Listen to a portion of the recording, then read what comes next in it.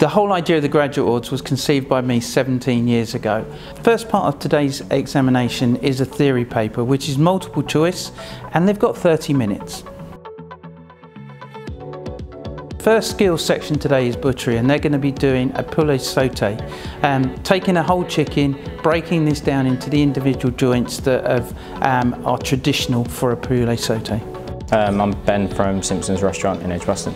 I entered the Graduate Awards to further myself and just to see what everyone else in the industry is doing and to push myself. Hello, I'm Russell Bateman. I'm the chair of the judges for the Graduate Awards.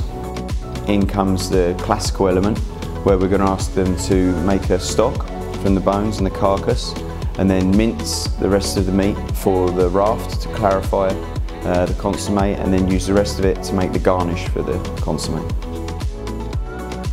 Today's fish task is to descale, fillet and pin bone a wild sea bass, and off the back of that they'll be given a mystery basket of ingredients.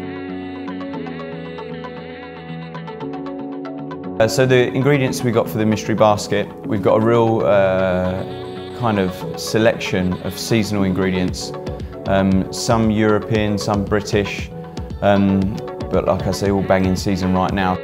We're going to ask them to interpret it their own way, so this is where they bring in their own style, their own experiences and their own knowledge to cook a dish with the sea bass using the mystery basket ingredients. My name is Adam Nevin.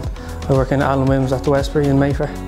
I cook sea bass with some roasted onions, some onion jam, some pickled onions, some shaved fennel and a fennel velouté. So I'm Isabel Wallace-Hadrill. I work at Coots Bank. My mystery basket dish was bass with courgette and basil puree, and then I wanted to incorporate as much seasonal veg as possible using the girolles and artichokes. I think the Graduate Awards competition teaches you to work as a team. We're all working towards the same goals. For me, the pastry section is really important.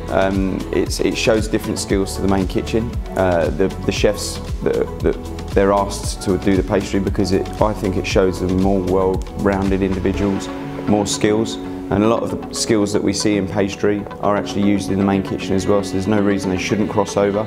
And ultimately it's a learning experience, so the more knowledge you have, the stronger chef you become, and that's basically why the pastry element's there.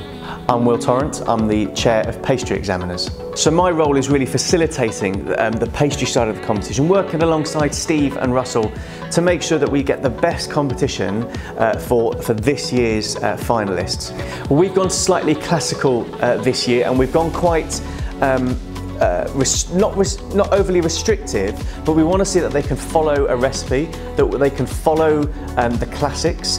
My name's Emma Lawson and I work at Northcote Manor in Blackburn. So today, as part of my task, I've had to prepare a sweet bun dough. Out of that we've had to make 6 ice finger buns and a fruit plat loaf. We also had to make a traditional sack of top, but we had to put the chocolate decorations on top, which obviously on a nice hot day has been great. And then we also did 12 hand-piped and dipped chocolate truffles, so it's been a big day.